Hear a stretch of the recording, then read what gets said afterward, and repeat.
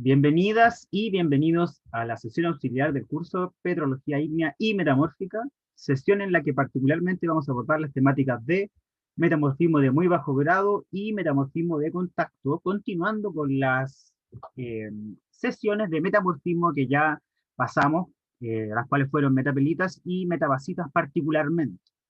Así que vamos a continuar explorando el maravilloso mundo del metamorfismo. Les invito.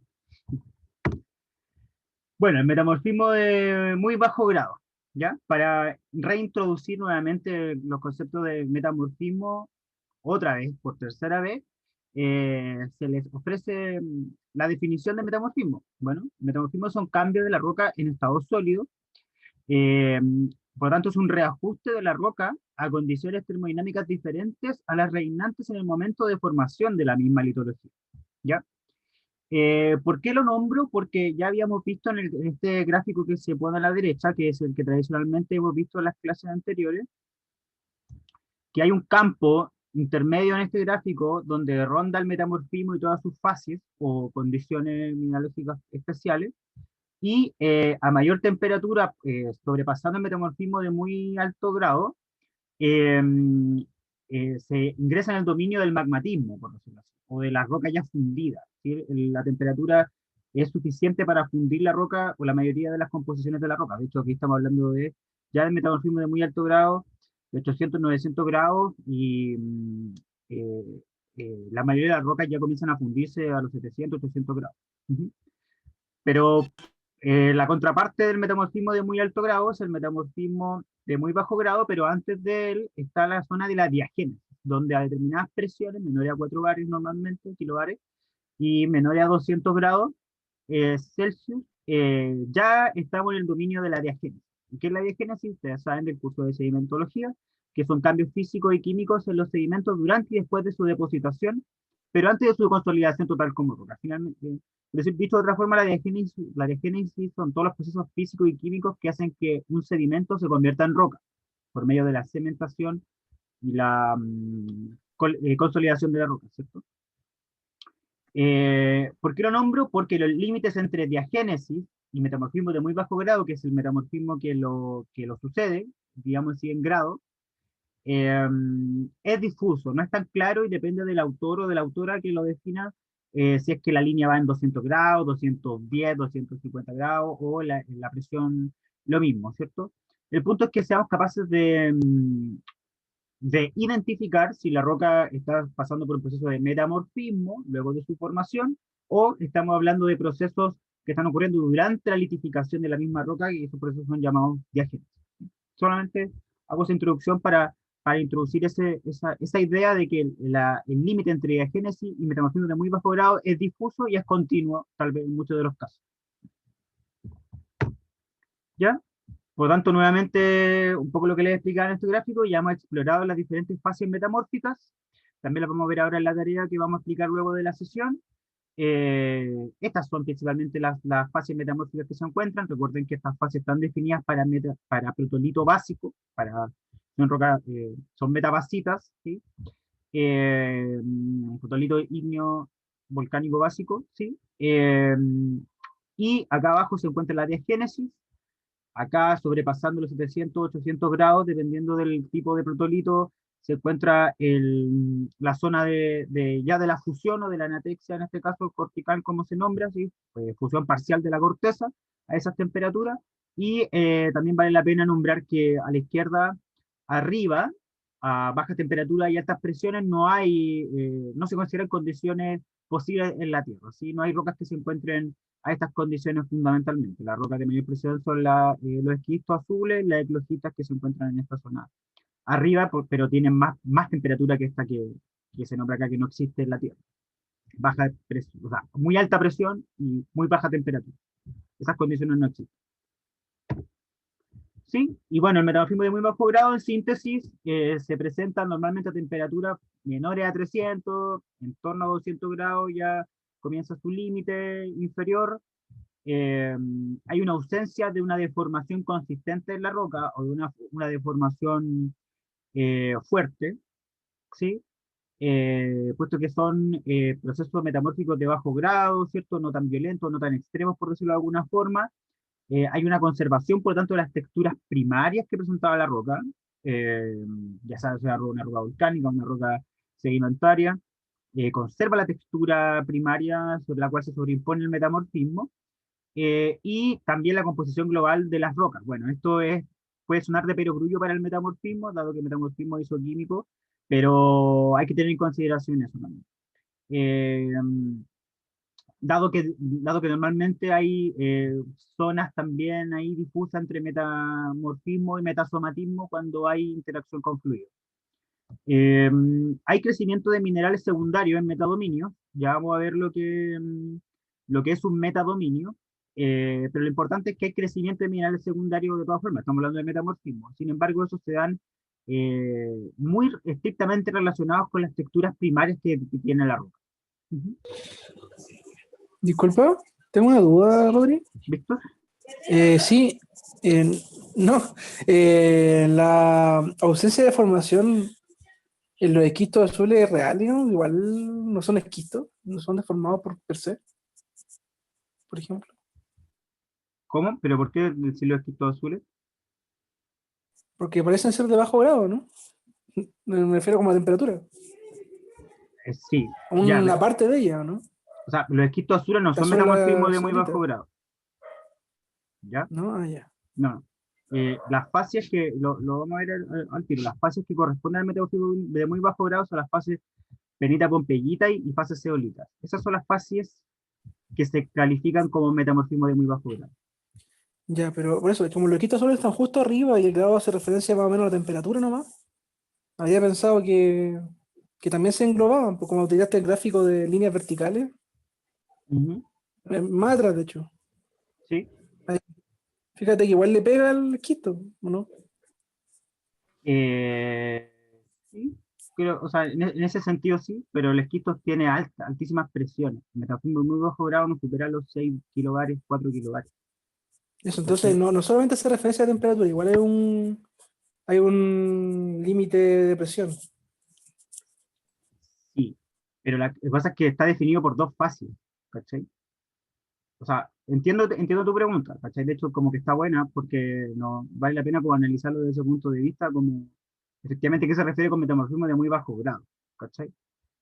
Se O sea, yo define, recuerdo de fundamento al menos que el grado metamórfico era una definición puramente de temperatura, pero que por supuesto cuando se hizo no fue para nada suficiente para escribir todo el metamorfismo, y por eso después entraron a utilizar la presión, que era igual de importante o a veces más. Pero quedó como el concepto de grado metamórfico relacionado a temperatura, ¿no? Entonces yo pensaba que cuando uno hablaba de grados de metamorfismo, independiente de que hay una gran variedad de presiones asociadas que provocan distintas fases, igual pensaba que el grado se mantenía en ese límite variando la fase por presión, pero que seguía siendo bajo grado. Eso pensaba yo al menos, pero tal vez si hay un límite definido respecto a las presiones, yo no cachaba, ¿no? Por eso quedé con la duda. ¿Aló? ¿Darío? Sí, no, claro que lo que decía el compañero Víctor, claro, está, bueno, o sea, primeramente hay un concepto que es el grado metamórfico, que está definido por la temperatura. Pero en este caso particular, cuando hablamos de metamorfismo de bajo grado o de muy bajo grado, en realidad lo que nos estamos haciendo alusión es a determinadas asociaciones minerales que van a estar en determinadas fases, en particular en lo que es penita pompeyita y en la fase de zeolita. Y claro, si uno solo considera el grado metamórfico, los esquistos azules están dentro del bajo grado o también del grado medio, pero eso solo considerando la temperatura. Pero justamente como son distintas fases metamórficas, lo que los va a diferenciar son sus distintas asociaciones minerales. Entonces ahí no hay que confundir el grado metamórfico, que claro es como dice el compañero, que es a medida que va aumentando la temperatura, va aumentando el grado metamórfico. Eso no hay que confundirlo con las distintas fases metamórficas. Es también como un tema relacionado con el nombre de una roca metamórfica, como que si es verde, el nombre puede ser, se puede describir esa roca como un green schist, un esquisto verde, pero no implica que esté en la fascia de esquistos verdes. Sí, sí, eso también lo recuerdo, que no tiene nada que ver el nombre de la roca con la fase en la que está. No digo nada, pero no es necesariamente estricto. Ujú. Ya no, sí, sí entiendo dónde, sí, solamente quería aclarar esa duda, ¿no? Pero descacho lo de la fase y entiendo que Zeolite y Prenita Pompeyita no tienen deformación. Igual se podría decir, por ejemplo, que hay esquistos azules de bajo moderado grado, ¿cachai? Porque como tú decís, abarca, según esta tabla, abarca diversos grados, muy Oye, me bajo acaba de entrar y otra bajo duda grado. aprovechando lo que dijo recién el profesor, que no recuerdo el nombre, sorry. Estoy pésimo con los nombres, perdón.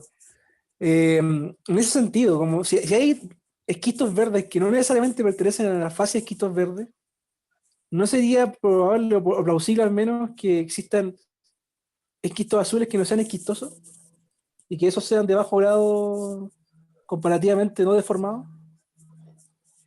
Probablemente sí. Que solamente pertenezcan a la fase de esquistos azules sin ser esquistos circunscriptamente deformados como esquistos, sino que tengan, ponte tú, glaucofanos, sin deformar mucho, o alguna Claro, bola así, ¿puede ser? en particular lo que le da el nombre de esquisto azul, en particular lo que sea azul, es el glaucofano. El glaucofano tiene una tonalidad azul, y de ahí el nombre. Pero en particular el glaucofano no siempre va a estar en la fase de esquistos azules, es decir, a una moderada o baja temperatura y una alta presión. Porque también el glaucofano puede estar en particular en rocas metapelíticas también. Entonces puede haber que a lo mejor no va a ser una fase mineral preponderante en la roca y no le va a dar el tono azul, pero sí podría estar presente el glaucofano. Sí, no, yo lo decía para justificar el hecho de que el bajo grado presenta casi nula deformación, y entonces como que dentro de esquistos azules existieran minerales no deformados que pertenecieran a esa fase, pero que no fueran deformados, que representasen de alguna forma ese como aspecto de bajo grado. Sí, es que en realidad el que sea deformado o no esté deformado, más que sea de alta o de baja presión, va a hacer referencia a que hay un diferencial de presiones, o sea, un diferencial de esfuerzo. Porque también puede estar todo a una muy alta presión, pero ser los esfuerzos, ¿cómo se dice? Isótropos. Claro, si al Entonces no hay final, una sí. deformación preferencial. Y el grado que sea esquisto, que sea una pizarra, que sea una filita, que sea un esquisto, que sea un gneiss, va más que nada apuntando más allá de la deformación, al grado o a la cristalinidad de la roca más que nada. Comprendo. Entonces, sí tiene sentido que no haya tanta deformación, independiente de la presión. Al final, la deformación, como tú decís, la preferencia por un lado, ¿no? La anisotropía. Perdón, perdón. Al final, claro, es que ahora lo entendí mejor. Pues al final, si pueden haber esquistos azules de bajo grado, porque realmente no necesariamente están deformados, solamente están sometidos a una cantidad de presión X. Como tú decís, lo que importa no es. El de la deformación tiene que haber un lugar preferencial de deformación, no necesariamente más o menos presión. Claro. Y bueno, en particular, si hay muy alta presión solo en una dirección, en la dirección de la carga litostática, para estar orientado de forma subparalela. Ahí en realidad también había una deformación. Lo que pasa es que uno se imagina la deformación como una granulación, o que hay distintos anticlinales, inclinales, pero en realidad si tú ves una roca que está foliada en realidad, también tiene una deformación y que esa deformación es producto de un esfuerzo diferencial. Es bacán, gracias. Ujú.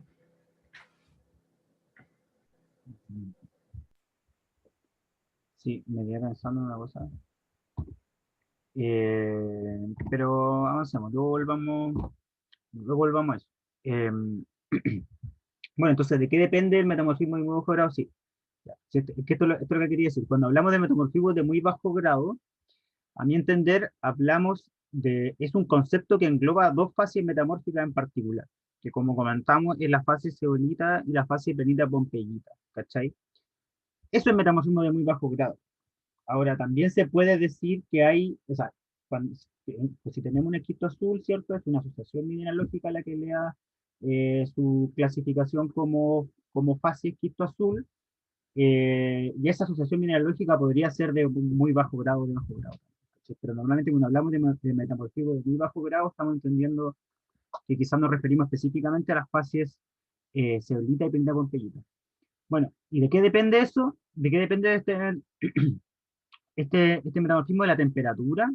Depende también de la mineralogía primaria, depende de la composición química global del protolito. Normalmente o sea, las fases, no normalmente, las fases están definidas para protolito básico, ¿sí? La naturaleza de la fase fluida que está interactuando en el proceso. Por ejemplo, si hay filosilicatos y esos filosilicatos están interactuando con fluidos ricos en magnesio y hierro, vamos normalmente a desarrollar cloritas que tienen esas fases, que tienen esas componentes. Eh, y si tenemos filosilicatos, pero están interactuando con fluidos ricos en alcali, ¿cierto? En sodio y en potasio, vamos por marilitas, ¿sí? Que es un filosilicato similar a la sericita. Entonces la fase fluida de todas formas va a estar influyendo también en la mineralogía que va a presentar. El tiempo de permanencia de los fluidos, o sea, qué tanto tiempo dura la interacción química entre esas fases, que eso también va a determinar la mineralogía resultante, la cinética de la reacción, qué tan rápido no es, y la textura, la permeabilidad y la porosidad de la roca inicialmente, si es más porosa, si es más permeable, es más susceptible a la filtración de los fluidos, la textura inicial, si tiene alguna zona donde favorablemente pueden precipitar o formarse nuevos minerales, etcétera, ¿ya? Todo eso va a influir en el metamorfismo de muy bajo grado.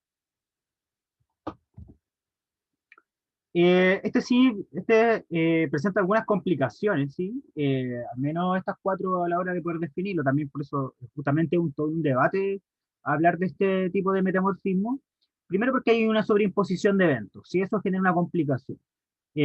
Por ejemplo, el metamorfismo de carga podría estar precedido por un metamorfismo de contacto y que complican, por tanto, la asignación de una asociación perdón, mineral a un evento específico, dado que hay sobreimposición de eventos metamórficos que puede que no sean tan de muy alto grado, pero sí van a estar precedidos unos del otro y por lo tanto van a haber influencia de diversos procesos en una misma asociación mineral.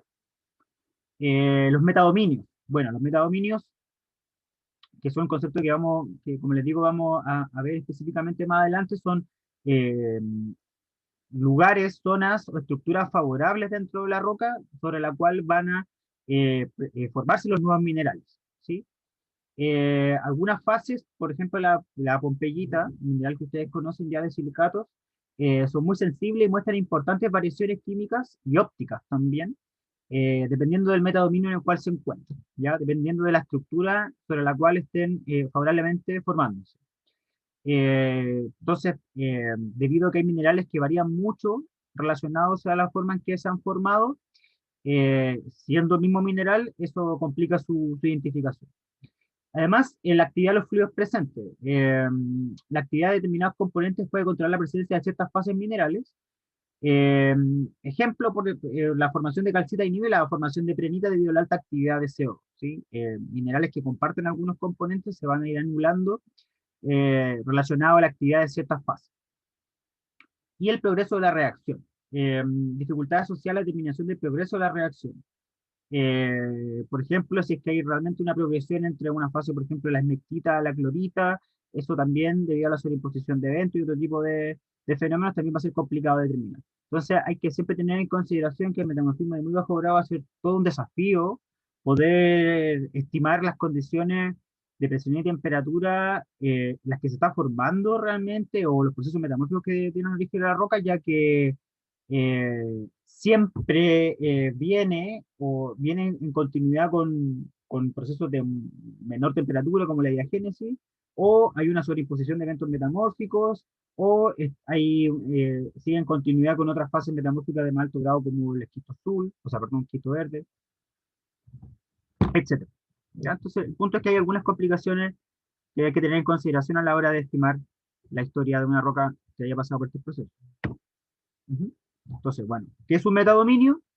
Como les decía, es un lugar donde se ubica la mineralogía metamórfica dentro de la roca, ¿sí? Son algunas estructuras, algunas zonas donde favorablemente van a formarse los nuevos minerales. Uh-huh. Algunos ejemplos de metadominios son las vetillas, las amígdalas y los minerales en particular. ¿Sí? Pueden haber otros, aquí ya también nuevamente depende del autor, pero normalmente identificamos estos tres tipos fundamentales de metadominio. ¿Ya? Las amígdalas, ¿ya? Como estamos hablando de protolitos básicos, que son lavas, basaltos, ¿cierto? Rocas por el estilo. Normalmente esas rocas por la exolución de los volátiles presentan una alta vesicularidad o tienen vesicularidad, ¿sí? Presentan vesículas. Esas vesículas por procesos metamórficos pueden ser rellenadas y dar origen a estructuras como las que se ven acá. Una amígdala, en este caso rellena con pompeyita y epidota, como la que se muestra acá, donde por los bordes, en esta imagen de Nicolet cruzado, por los bordes de la amígdala, en este caso, se muestran epidota de grano más bien fino, y en el centro se dispone esta estructura, o sea, se dispone esta mineralización de Pompeyita. Ujú. Lo mismo acá. Otra vesícula rellena de Pompeyita y por tanto pasa a ser una amígdala de Pompeyita, ¿ya? Así que es importante recuperar y volver a recordar esos minerales que los vimos ahí en silicatos, pero que de repente uno no toma tanto en consideración porque no son tan comunes. Bueno, ahora sí los vamos a tener en consideración. Claro, eso es un metadominio general de amígdalas, ¿cierto? Vesículas primarias de la roca, rellenas o siendo la base para mineralizar nuevos minerales como la pompeyita, como la epidota, como la penita, por ejemplo, como las zeolitas, también se van a mostrar en amígdalas, etcétera. La mayoría de la mineralogía que se encuentra en estos mineralogios de muy bajo grado puede mostrarse en amígdalas. Cristales. Metadominio cristal. Bueno, acá, bueno, le voy a preguntar a ustedes, ¿sí? ¿Hay alguien que tenga el ojo como para decir qué minerales están interactuando acá? En este ejemplo, a Nicolás paralelo cruzado, un metadominio cristal. O sea, Eh, sí, escucho. no, no, no, nada. Iba a decir algo, pero no, ¿Por qué? Me arrepentí. porque me arrepentí. Bueno, eso, Yo la jugaría quizás por biotita y clorita. No sé. sí, Benja. Sí, es un cristal de biotita, o un par de cristales de biotita, que están siendo, en este caso, metamorfizados a clorita.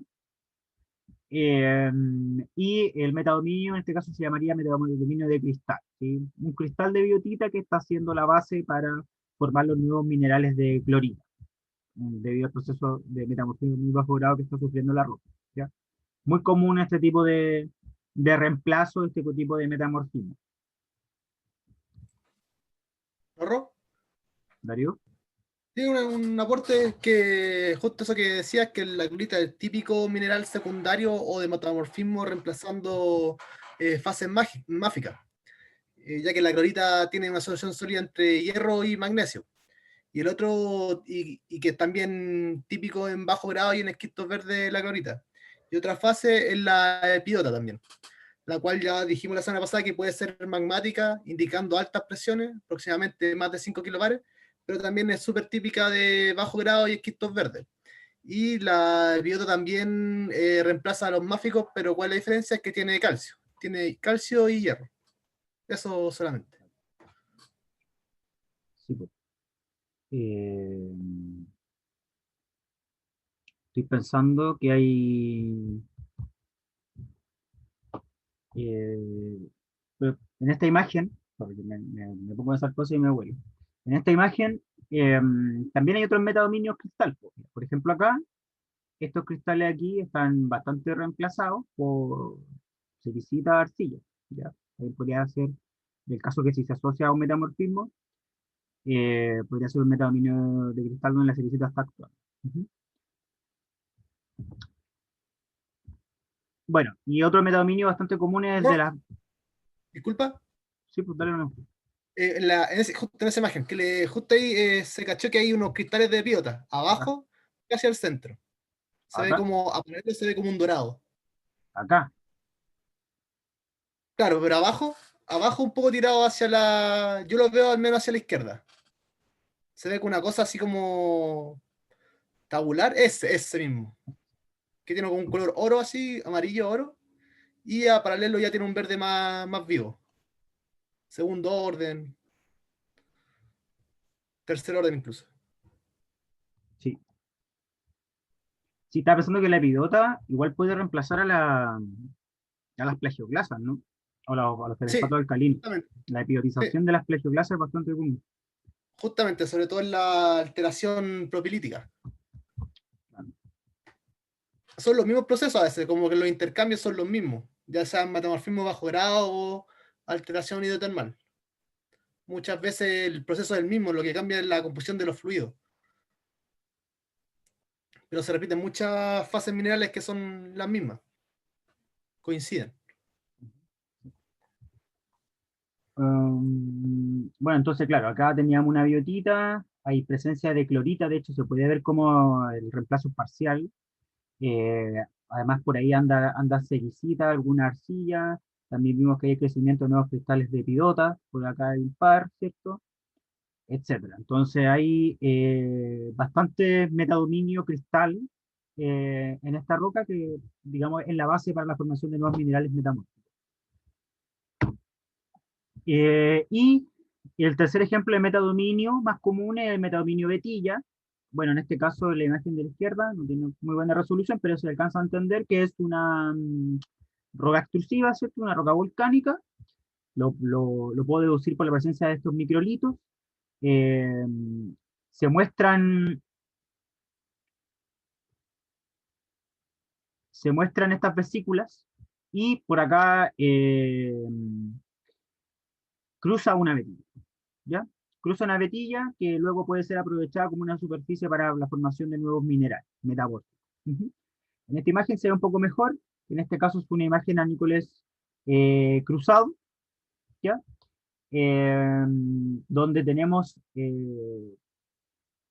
¿cómo decirlo así?, una masa metamórfica previa o una zona sufriendo cierto metamorfismo o que estaba haciendo, que era previamente una roca volcánica que hoy día está con metamorfismo, sobre la cual se sobreimpone este vetilleo con estos minerales que tienen estos colores de interferencia de segundo o tercer orden. ¿Sí? No es tan claro en este caso, pero eh, son epidotas, lo sé porque lo saqué ahí en la fuente, lo enunciaba, pero para que tengan claro de que por acá también hay unas vetillas de epidota, tal vez interactuando con otro tipo de mineral. Ujú.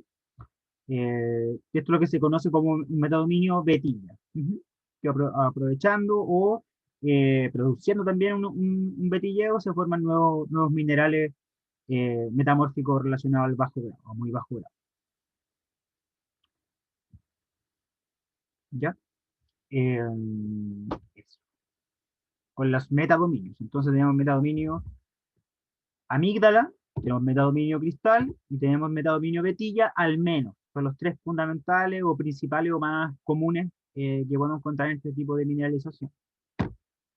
¿Ya? Bueno, acá, entonces la idea es hacer un repaso muy rápido, una visión sobre cómo se pueden mostrar estos minerales en metamorfismo de muy bajo grado. Ya comentábamos un poquito sobre la epidota, ¿cierto? Sobre la clorita, bueno, en este caso la epidota, tenemos acá una mineralización de epidota que está interactuando con otros cristales previos, ¿cierto? Por no ser la textura primaria de la roca, son minerales que normalmente presentan estos hábitos granulares, también pueden tener algunos arreglos columnares, eh, tienen altos relieves, normalmente la epidota presenta muy alto relieve, puede tener algo de pleocroismo a tonos amarillos, la epidota es una familia de minerales que está compuesta por la solicita, la glinosolicita, la pistachita, entre otros, pero a modo general, alto relieve, colores incoloros, anícoles paralelos, pleocroismo a tonos amarillos, y algo bastante característico es anícoles cruzados, la presencia de manto de arlequín. ¿Sí? Estos colores de segundo, hasta tercer orden incluso, diría moteados de estos tonos verdosos, fucsia, amarillo, azulado. ¿Ya? Eso es lo que se conoce como manto de arlequín en epidota y de esta manera se podría presentar las epidotas en un metamorfismo de bajo grado o de muy bajo grado.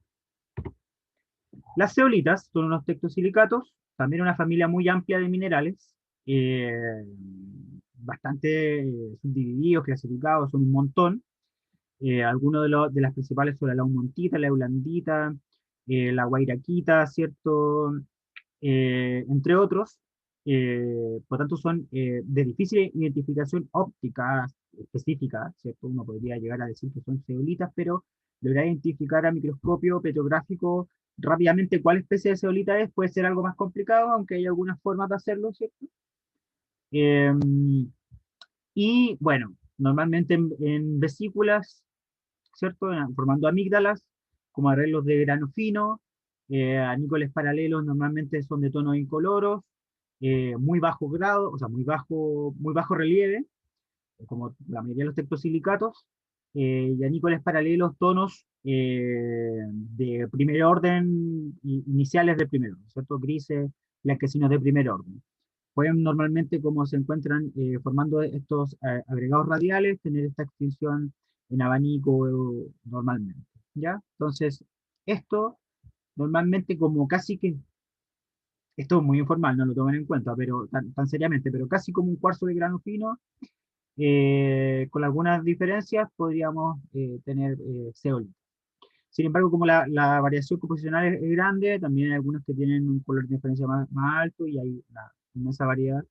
Y les pongo este ejemplo también, esta imagen clásica también, que muestra diferentes tipos de zeolitas que existen, ¿cierto? Encima eulanditas que varían en su composición, la forma en que se mineralizan y se presentan los colores anícoles paralelos incluso, ¿ya? Pues lo importante es que sepan identificar que hay presencia de zeolitas, eh, lo cual ya para muchas personas no es tan intuitivo, ya que normalmente no se tienen en consideración son minerales, pero son importantes tenerlo en consideración.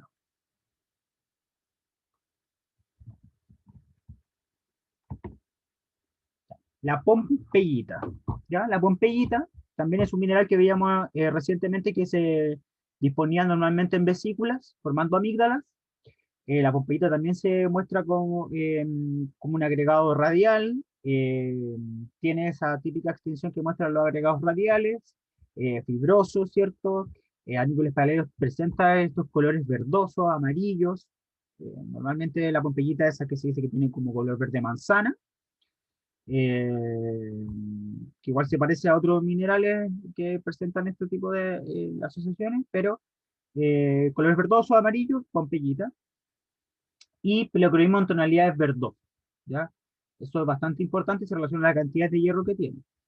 Acicular radial, y los colores de interferencia pasan por el morado, ¿cierto? Son de segundo orden, y incluso algunos muestran un patrón más bien atigrado, característico de la pompeyita, ¿ya? Para que recuerden ahí también cuál es la pompeyita, y como ven acá, bastante desarrollo de amígdalas o agregados radiales de pompeyita. Si son amígdalas, son un método dominio de amígdalas.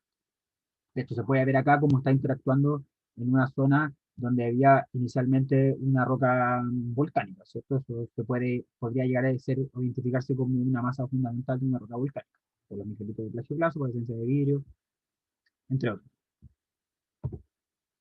Ya la clorita esmectita, es clorita y es esmectita, generalmente es una interestratificación de clorita y esmectita, es una mezcla mecánica entre ambos minerales. Los pleocroismos también varían entre tonos verde y café, con interferencia sí muestra un amplio rango, normalmente relacionado a estos minerales, así que de segundo orden, final de primer orden, etcétera. Pero si ven alguna clorita que es más cafecita, podría estar interactuando ahí con esmectita y generando esta microestratificación conocida como clorita esmectita, ¿ya? Y en este caso, hay algo de desarrollo, si es que esto fuese, claro, una pequeña vesícula, bueno, esto podría ser una mineralización de clorita con esmectita.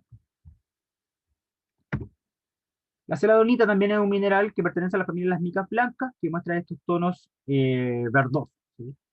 Este color verde petróleo, bastante fuerte. Si lo encuentran, les va a llamar la atención rápidamente, y lo pueden identificar como celadonita, que es una mica que tiene estos colores verdosos, ¿sí? Anícoles paralelos, anícoles cruzados, bastante similares. Se los ponemos ahí para que tengan en consideración de que también existe la celadonita y que tiene estos tonos verdosos petróleo.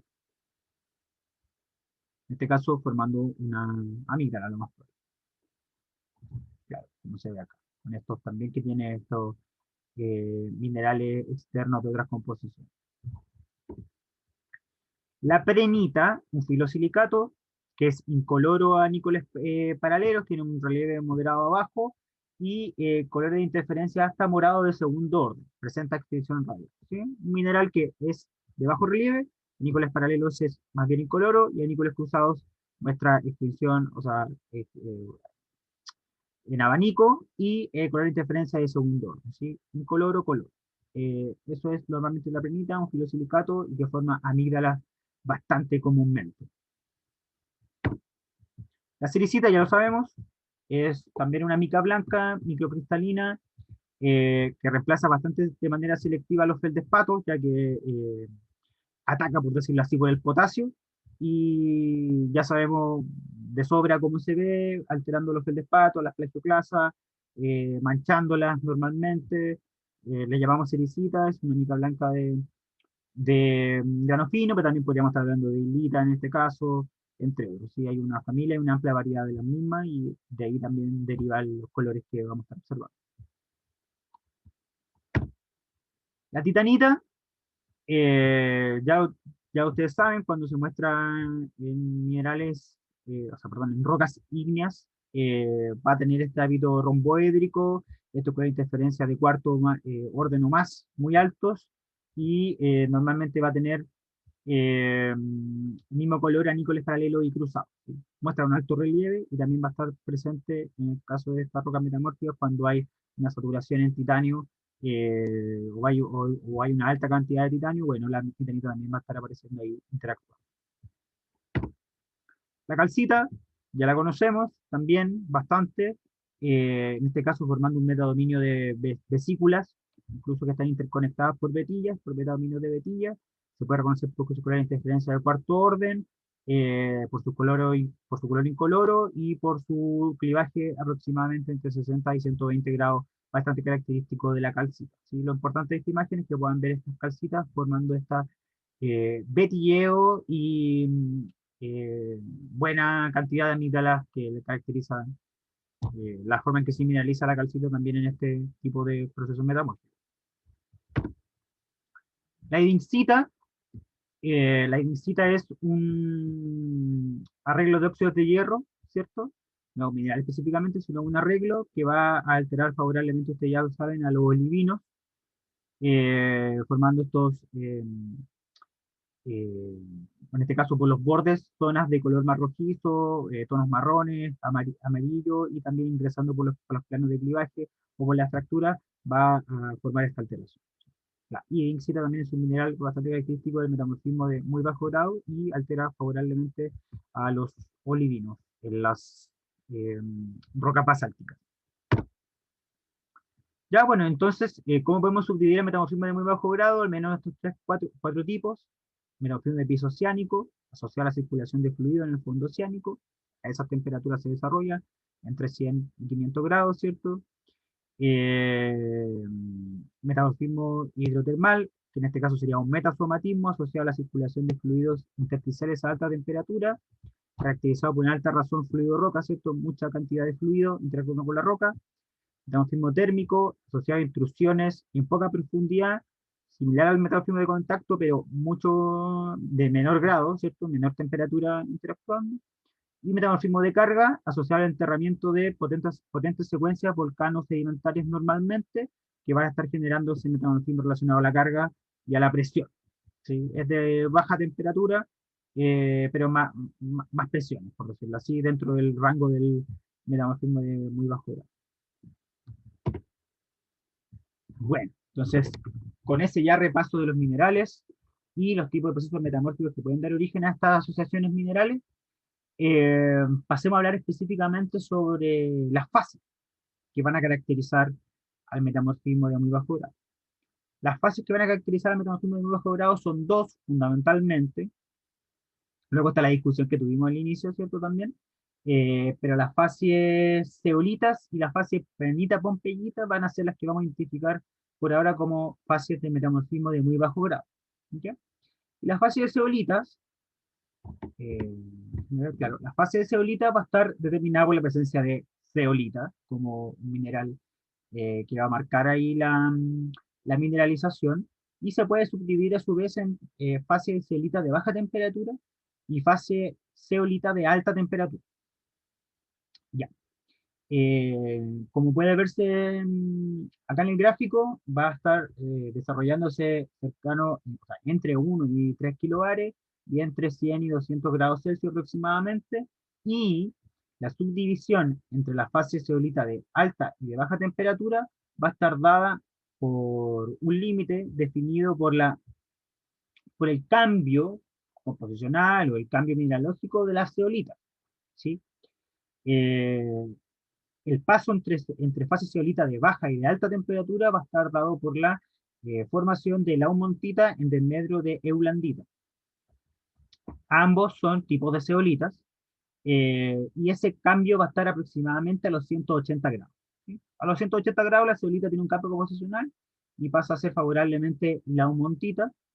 Sin embargo, claro, difícilmente va a ser de rápida identificación por medio de petrografía el tipo de zeolita que esté predominando en la asociación mineral, por lo cual también vamos a tener que apoyarnos de técnicas de laboratorio que nos permita encontrar e identificar la composición de la zeolita que está interactuando. Pero el mensaje es que la fase zeolita va a estar fundamentalmente definida por la presencia de zeolita y se puede subdividir a su vez en baja y alta temperatura. El límite está a 180 grados Celsius y lo que marca ese límite es la aparición de la laumontita como la fase mayoritaria en la cual eh, por la cual se va a mostrar la zeolita, ¿ya?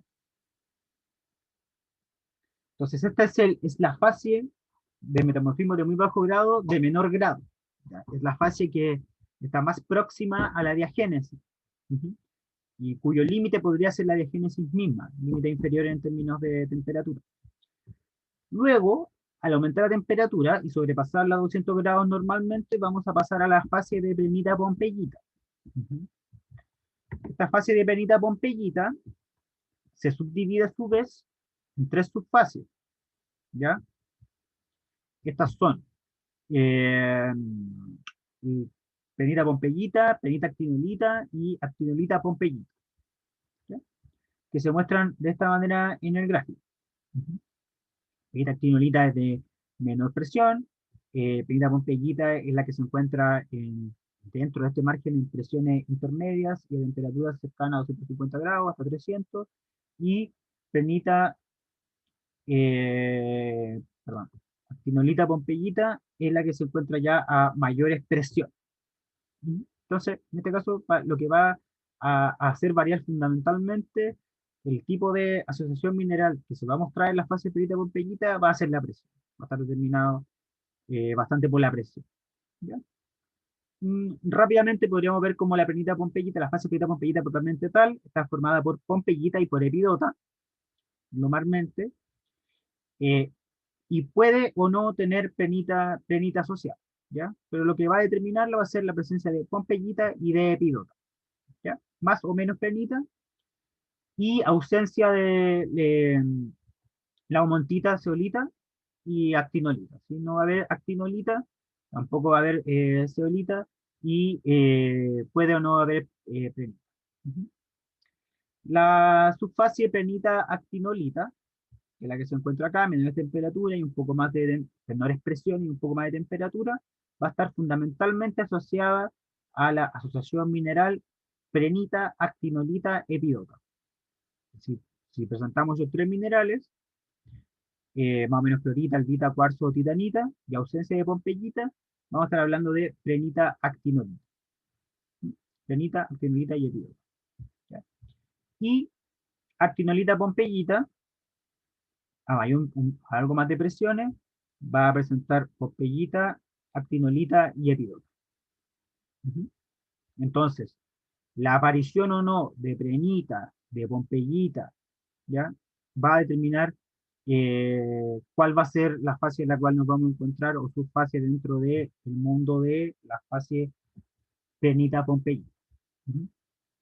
Como ven acá, bastante interacción con minerales que tienen presencia de calcio, o sea, todos los minerales tienen calcio normalmente, por lo tanto tienen directa relación con el proteolito sobre el cual se va a estar desarrollando este metamorfismo, ¿cierto? El proteolito básico, que tiene calcio, entre otros, magnesio, hierro, etc. Menor cantidad de silicio.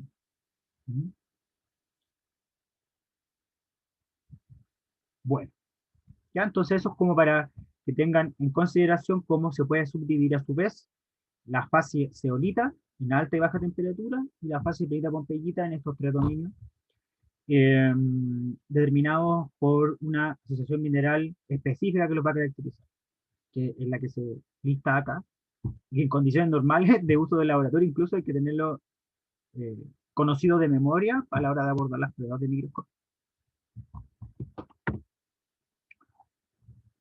Ya. ¿Cómo vamos? Bueno. No queda mucho, así que continuamos con el metamorfismo de contacto. ¿Hay alguna duda sobre el metamorfismo de muy bajo grado?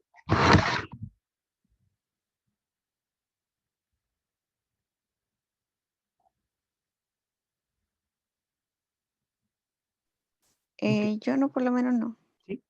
¿O qué dicen? ¿Nos tomamos un descanso unos 10 minutos? ¿O continuamos? Lo baño. ¿Apañas qué? El descanso. Ya, vale. Entonces, volvamos un cuarto para las 4, por ahí. ¿Les parece? Súper. Ya vamos a hacer la grabación mientras. Entonces, continuamos con el metamorfismo de contactos, otra familia de fases metamórficas, por decirlo así, otra familia de procesos, distinto al de metamorfismo de muy bajo grado, en algunas partes se solapan, pero es otro. ¿Cuál es entonces? Se forma el metamorfismo de contacto debido al contacto de las litologías con una fuente intensa de calor. ¿Ya? ¿Rorro? No estoy, ¿Rorro? no estoy mostrando pantalla. Eso mismo debe decir, no Ya, estaba mostrando el PPT. ahora me di cuenta. ¿Ahora sí? Está cargando. Ahí sí, dale nomás. Ya, ahora sí. Entonces, bueno, claro. Entonces les comentaba que metamorfismo de otra familia de facies, de contactos de otra familia de facies, y se forma fundamentalmente por la interacción de las litologías preexistentes en las rocas con magmas ascendentes o intrusiones, ¿cierto? Plutones, stocks, eh, batolitos, si se quiere, cuando hablamos de diferentes geometría y tamaños de intrusivos, diques, etcétera, ¿cierto? Todas estas intrusiones son calientes y afectan a la roca encajante por medio de un proceso que se llama metamorfismo de contacto. Ujú. Este metamorfismo genera aureolas de contacto con zonaciones concéntricas, ya que el calor irradia normalmente a todas direcciones de igual manera. Eh, Acá se puede ver cómo hay en este caso dice un granito, un intrusivo que está emplazándose en esta secuencia estratigráfica y está generando esta zonación concéntrica de diferentes asociaciones que uno podría suponer que se repite hacia al otro extremo del granito, que no se muestra acá, sino se muestra uno de estos. Eh, los volátiles que se exsuelven del magma causan metasomatismo. Bueno, la misma discusión sobre el límite entre metasomatismo y metamorfismo. Eh, el punto es que este Plutón se está enfriando y está exsolviendo volátiles, una fase fluida, etcétera, que está interactuando con las rocas también. Eh, Rocas resultantes no presentan resonancia, eso está mal. Eso tiene que decir no presentan foliación. Me equivoqué ahí en la escritura. Pero no se deforman como normalmente uno esperaría para un esquisto, sino que estas rocas son no foliadas, ¿ya? Puesto que lo que está predominando en ella no es la presión, sino más bien la temperatura. Y las texturas que van a ser más comunes dentro del metamorfismo de contacto van a ser las texturas granoblásticas, ¿ya? Ya las vimos la semana anterior o hace 2 semanas, las texturas de mosaicos relacionadas al metamorfismo. Bueno, acá, claro, otro perfil sobre la manera en que se emplazan estos plutones. En este caso se muestra un granito, una secuencia estratigráfica y la aureola de contacto. Este plutón va a mostrar estas diferentes fases metamórficas. Las fases de mayor intensidad o grado metamórfico va a ser la más cercana al plutón, obviamente, la que está a mayor temperatura, y va a ser las fases salinita. Luego a fases piroxenita, orblendita y albita epidota, que son las mismas que se disponen en el gráfico que creo que no lo puse acá, veamos si nos aparece, para que lo veamos, hay que volver bien atrás, acá, acá, acá. Esas fases que son las fases que sonan desde el Plutón, son las que se encuentran acá abajo, en el gráfico de fase. A muy bajas presiones, ¿sí? Menores a 2 kilobares, por ejemplo, y en un amplio rango de temperatura, debido a que es una zonación concéntrica relacionada a temperatura. La que está más cerca de Plutón es la fase sanidinita. ¿Mm? Y mientras más lejos de Plutón nos encontramos, vamos a variar hacia fase albita epidota. ¿Ya? Acá dice cor orblendita y cor piroxenita. Les pregunto a ustedes, ¿qué significa cor? Corneana. Sí. Quiere decir que son rocas cornianas. ¿Ya? Son rocas metamórficas, vamos a ver algún ejemplo de cornianas también a continuación. Pero eso es lo que quiero que entiendan, que el metamorfismo de contacto se dispone en este gráfico y se muestra como esta secuencia que se ve acá abajo. Muy bajas presiones y amplio rango de temperatura. Vamos a ver dónde estamos.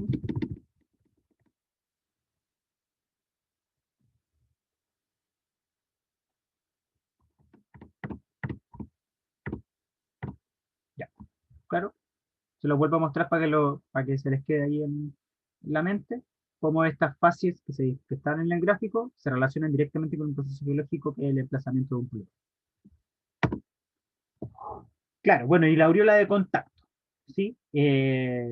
Suponiendo que acá hay una intrusión bastante grande, por lo que se puede deducir del gráfico, claro, una intrusión va dejando estas zonas que quedan aquí atrapadas, pero también emerge hacia la superficie y genera una aureola de contacto que es la que se dispone por este color calizo, tono azulado, celeste, que digamos que es la zona de influencia del Plutón. ¿Ya? Y la roca encajante es la que continúa acá intacta, por decirlo así, de color amarillo. Ujú.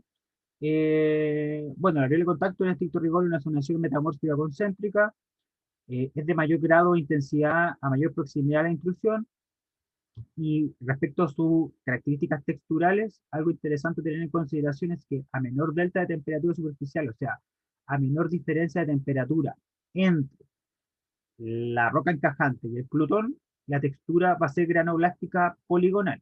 ¿Sí? Este mosaico granoblástico determinado por la presencia de uniones triples. Ujú. Un mosaico poligonal. ¿Ya?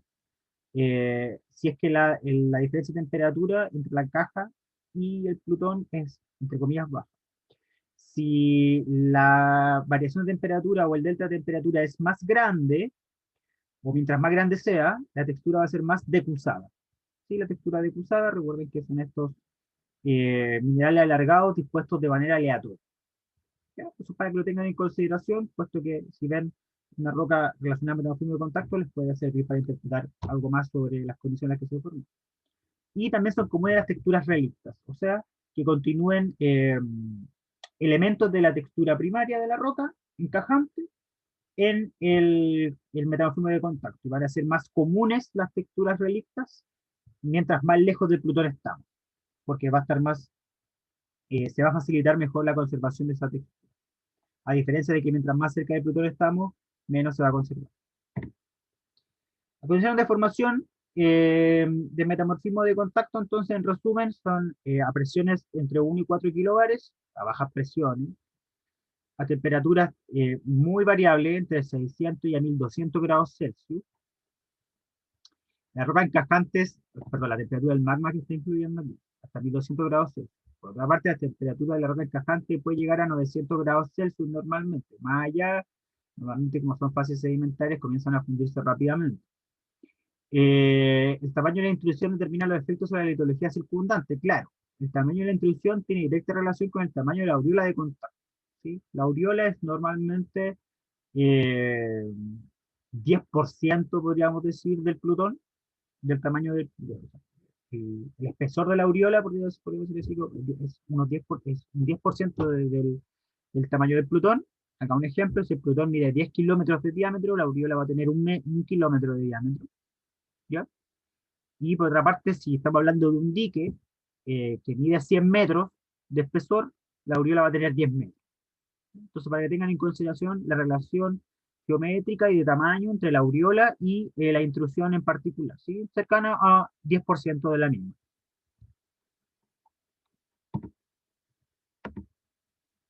Ahora, ¿cuáles son las rocas que se van a formar por procesos metamórficos de contacto? Bueno, vamos a ver algunos ejemplos de ellos. En primer lugar, el mármol, ¿ya? Eh, el mármol, bueno, es una roca metamórfica de grano grueso compuesto por calcita fundamentalmente, ¿ya? Eh, el término mármol en geología se restringe a rocas metamórficas en las que los minerales de carbonato se han recristalizado.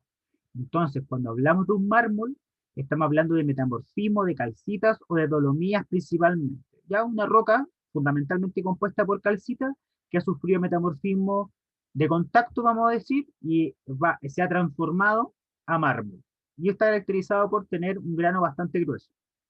Va a estar constituida finalmente por calcita metamorfizada, por dolomitas, por magnesita y aragonitos. Y el mármol es la roca, ¿ya? Y las distintas variaciones de color dentro de un mármol van a estar dadas por las posibles impurezas que presenta el protolito, algunos apatitos, rutilos, logopitas, que es una mica, eh, claro, feno y diópsido. Y algunos minerales que están relacionados a estas rocas ricas en calcita y que al metamorfizarse, al recristalizarse, incorporan esta impureza que le hace variar el color al mármol y que lo hace un material de construcción bastante considerado. Algunos ejemplos de cómo se ve un mármol a sección delgada, únicamente granos de calcita, estas texturas granoblásticas, no foliadas. Eh,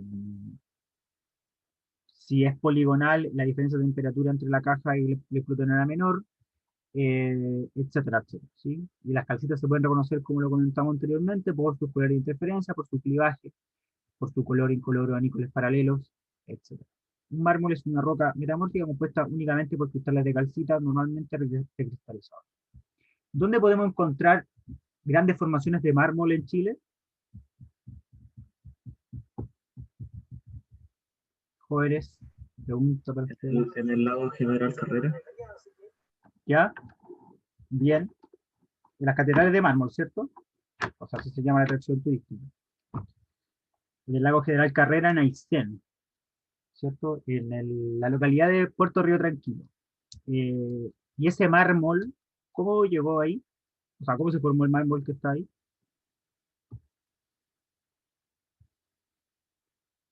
¿Cómo se forma? ¿Cómo precipita la calcita?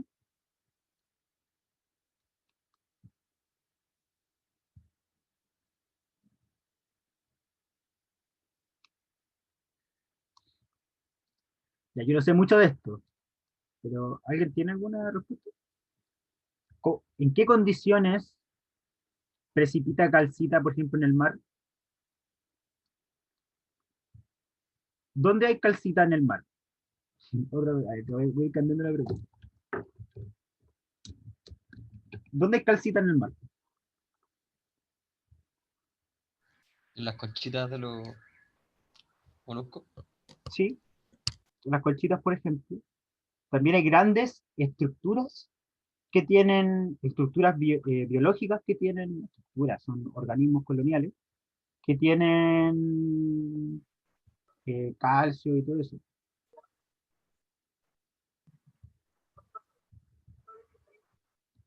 Por ejemplo, Los arrecifes de coral. los corales, ¿cierto? ¿Y los corales dónde se forman? eh, a profundidades someras. Sí, pero A temperaturas cálidas. a temperaturas cálidas. ¿Alguien quería decir algo? Como ambientes calmos, tranquilos. No sé, no, eso no lo sé, Paula. Pero iba más que nada mi pregunta al tema de la temperatura. La temperatura es muy importante, ¿ya? Para la precipitación de calcita. Eh, por lo tanto, la calcita en el mar se va a formar favorablemente a condiciones atmosféricas de mayor temperatura a las que ocurren en Chile. Entonces, ¿cómo se formó la calcita del lago General Carrera? Perdón, el mármol, luego un proceso metamórfico que le dio origen. Sí, hace frío. Cuando Chile estaba en otro lado, más al Ecuador, no sé. ¿Cómo? Perdón, no te entendí bien. No sé, quizá se me ocurre, puede ser porque antes Chile estaba ubicado más hacia el Ecuador, hace tiempo, sí. No sé en verdad cómo se han movido los continentes, pero me imagino eso. Claro. Pues, o sea, como les decía, yo no sé mucho de esto. Lo poco que he leído es algo similar, ¿ya? Que esos grandes terrenos compuestos de calcita y que ahora es mármol, no se formaron en el lugar donde está actualmente, porque las condiciones atmosféricas no son favorables a la precipitación de este tipo de minerales. Eh, que normalmente las calizas se forman por precipitación química, una roca sedimentaria química, etcétera.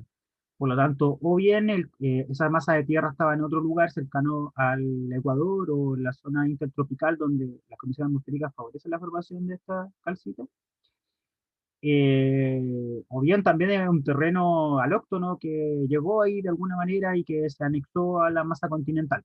¿Ya? Son cosas que podrían estar en consideración, pero se los tiro ahí para que cuando vayan de vacaciones, cuando se pueda volver a ir de vacaciones, vayan al lago General Carrera y vayan a la Catedral de Mármol, no solo se admiren por su belleza, sino también por el proceso tectónico que dio origen a ese lugar, que yo creo que es no menor y bastante interesante a tener en consideración. Rodrigo, complementando lo que dijiste, es súper interesante el tema de cuándo no precipita la calcita y de cuándo no están estos organismos que, bueno, una vez que mueren y precipitan sus restos, se convierten en calcita. Quería decir, que hoy en día los estrematolitos, estos que son supuestamente las formas de vida como más primogenias, también se pueden formar en aguas frías, en particular ahí en las Torres del Paine, no me acuerdo cómo se llama los lagos que están ahí, pero están formándose los estrematolitos. Y también hay otro en Tierra del Fuego también hay.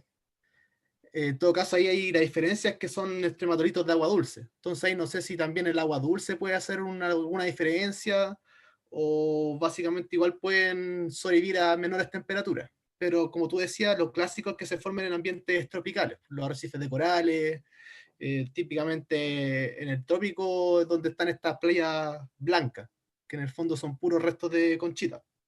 Claro. Ah, tú decís como que puede haber un proceso en agua fría que dio origen a esa calcita. O sea, no necesariamente, no, para nada. O sea, lo que tengo entendido también es que es lo que se llama el terreno madre de Dios, que donde están, también incluye estos depósitos de mármol. Está pensado que es un terreno alóctono. No obstante, a lo mejor no es la regla, no es lo que siempre, no es lo más común, pero decir que también estos estrematolitos o organismos calcáreos también se pueden formar a bajas temperaturas, y como los que están hoy en día formándose como les comentaba, Al fuego. en Torres del Paine, en los lagos que están ahí. Vale. Y ahí yo no sé en particular si hay algún proceso con que el agua es dulce o hay alguna surgencia de agua un poco más caliente, no tengo idea, pero no son únicamente de terreno, o sea, de ambientes tropicales. No obstante, es donde comúnmente se dan y los mayores volúmenes. Ya, bacán. Me interesa mucho saber eso. Ya, entonces continuemos. Los scans, ¿ya? El famoso scan y las scarnificaciones. Bueno, también hay una discusión sobre si el scan es un tipo de roca o si es un proceso de alteración. Pero bueno, en síntesis, el scan podríamos decir que son rocas relacionadas a el metamorfismo de litologías ricas en calcio. ¿Ya? O sea, si es demasiado rica en calcio, vamos a tener un mármol. Pero también podríamos tener un scan si es que es rico en calcio, pero no tanto. ¿Ya? Por tanto, estamos hablando de metamorfismo de litologías como piedras calizas, de las que hablamos recién, arcillas, areniscas y algunos granitos también. Puesto que el scan está formado por silicatos de calcio, o silicatos que contienen calcio, como por ejemplo los piroxenos, como por ejemplo los granates, o qué otros silicatos que son muy comunes en el volcanismo calco alcalino que tenemos en Chile, tienen calcio. ¿Qué otros silicatos con calcio existen? Piroxenos, el clinopiroxeno obviamente, los granates con calcio. ¿Qué otro silicatos con calcio? La plagioclasa. Ya, sí, las plagioclasas más anortíticas y algunos mágicos. ¿Cómo La ves? epidota. Las epidiotas tienen calcio, muy bien. ¿Qué más? Algunos mágicos por ahí, que no es el piroxeno.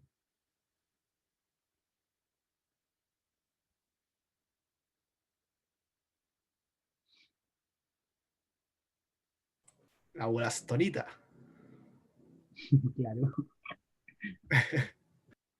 Sí, bueno, la estenita es súper común en los scans, pero creo que falta uno ahí muy importante.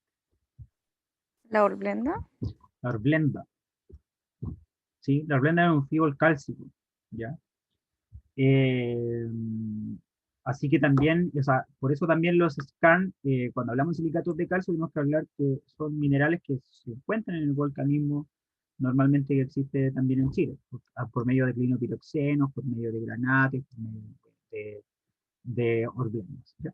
Para que lo tengan en consideración. Gulastonita, también, que es este extremo, allá arriba de los piroxenos. Eh, Todas esas cosas tienen calcio y son silicatos con calcio. La epidota también, como hicieron ahí, y las plesioclasas. Así que hay bastante donde sacar elementos para formar un scan. Eh, bueno, se forman durante eventos de metamorfismo regional o de contacto también favorablemente, y hay una intensa recirculación de fluidos, ¿ya? Debido a que cuando estamos hablando de procesos de metamorfismo de contacto, estamos hablando de los fluidos tardimagmáticos que escapan y se absorben de los plutones en enfriamiento y que interactúan con la roca y las mineralizan, ¿ya? Eh, y los scans presentan una extrema variabilidad composicional. Ya como estamos hablando de estos fluidos exsueltos de la última etapa de cristalización de los plutones, que escapan, pum, mineralizan las rocas encajantes, que forman las grandes mineralizaciones también que después se explotan económicamente, hay una gran variabilidad. Entonces, pues, hay hierro, ¿cierto?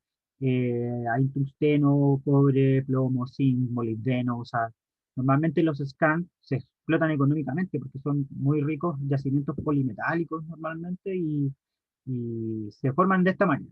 Ujú. Entonces, acá, por ejemplo, les puse un par de cortes transparentes de algunos scans. Eh,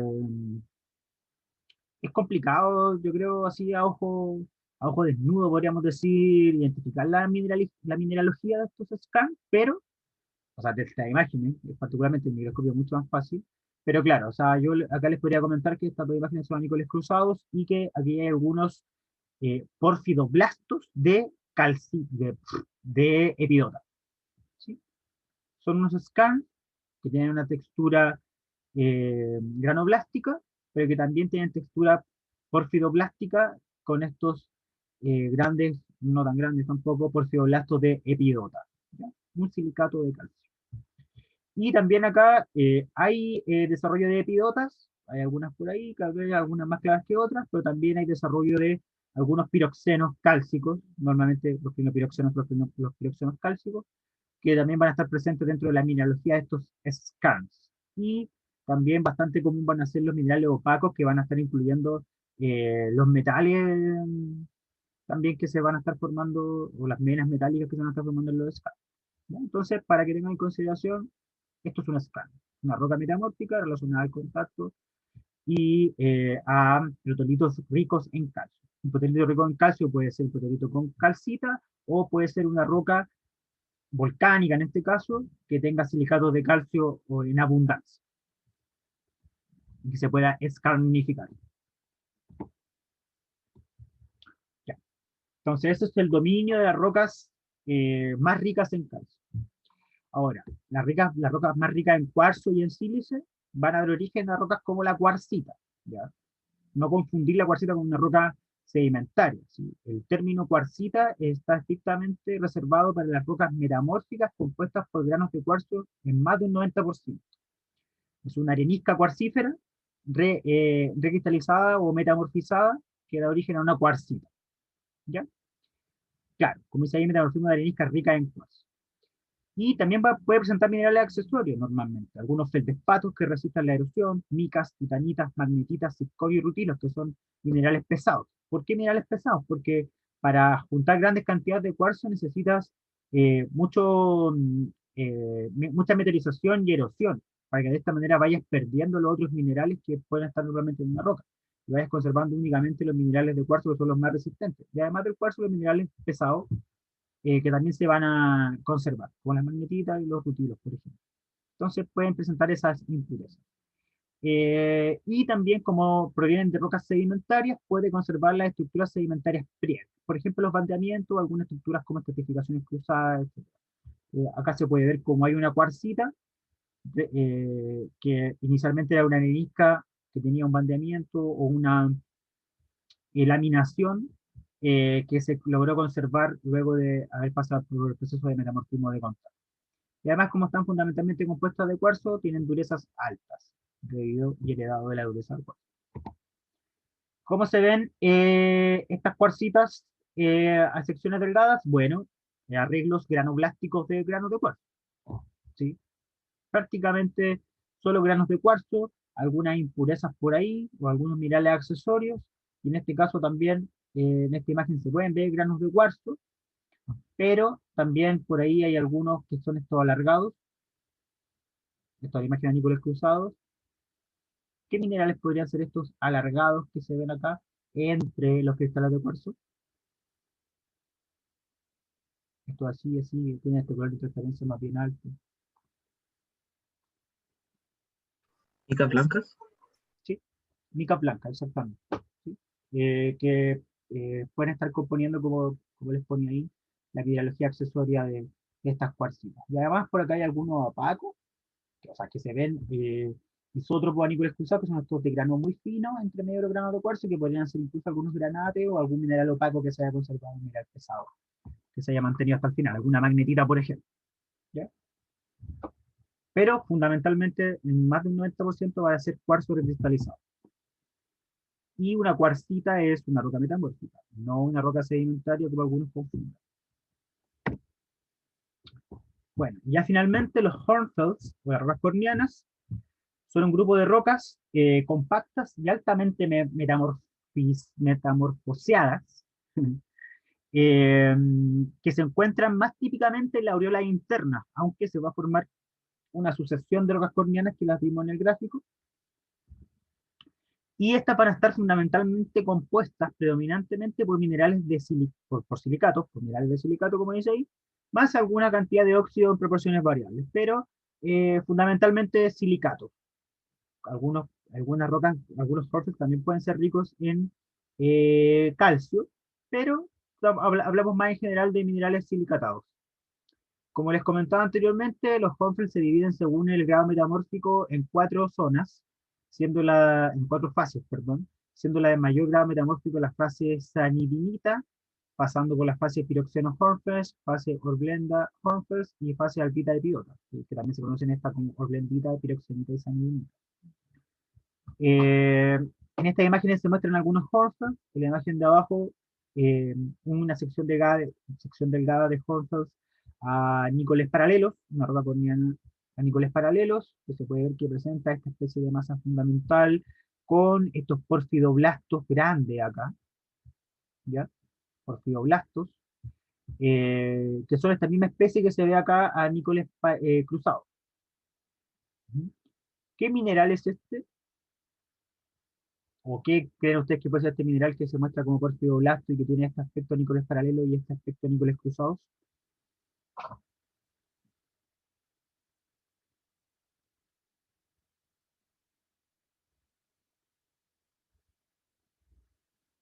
Ya. Son epidotas. También son epidotas, ¿ya? Para que vean que también en los hornfells también puede haber minerales silicatados con calcio, ¿sí? Y el límite va a estar es bastante difuso en algunos casos entre un scan y un hornfels. Los scan normalmente presentan una alta variabilidad, son muy metálicos también, etcétera, y los hornfels son rocas de mayor grado metamórfico normalmente, grano menor, grano más fino, los scan tienen grano más grueso, etcétera. Pues, ¿sí? Como dice ahí, que el grano es muy fino a fino en los y van a haber silicatos, pero de diversos tipos. Entonces, para que tengan en consideración cómo se puede ver un hornfels, a sección delgada, a microscopio criográfico. Y esa sería la finalización de la clase, pasando y revisando las rocas relacionadas al metamorfismo de contacto, los hornfels, las cuarcitas, los skarns y los mármoles principalmente, pero también obviamente pueden haber otras. ¿Dudas? ¿Consultas, reclamos, comentarios, complementos?